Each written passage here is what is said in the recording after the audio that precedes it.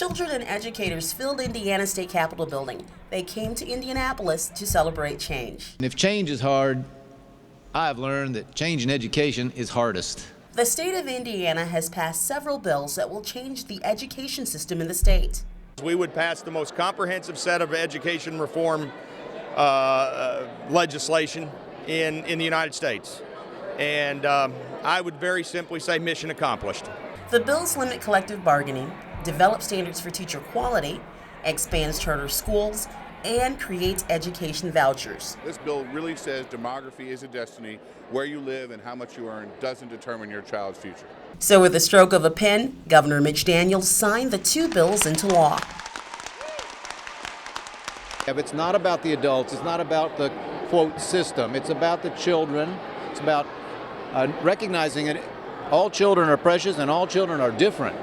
And what is right for one child won't be for another. Let's trust the parents to figure out which is which. For months, the teachers' unions fought against these reforms, even holding mass protests inside the Capitol.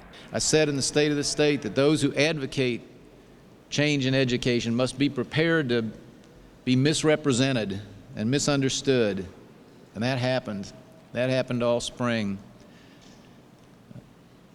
People either innocently or not so innocently spread confusion and misinformation about what we were trying to do, what the effects would be, what the provisions of the bills would be.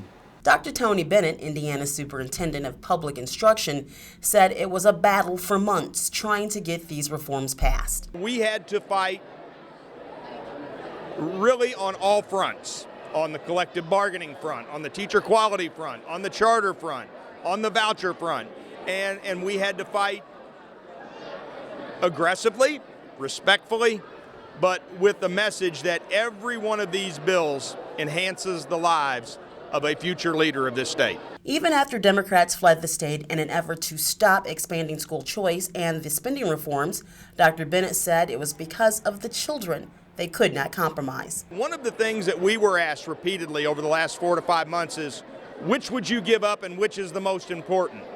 And for us, the toughest fight is we never came off of the message that all of them were the most important. Governor Daniels said the new laws might not mean much to those who fought them, but he said they mean every child in Indiana will receive a quality education. But in the lives of those families, those low-income families who will now have a choice, and in their children's lives, it'll mean everything. In Indianapolis, Teresa Rashid, EAG TV.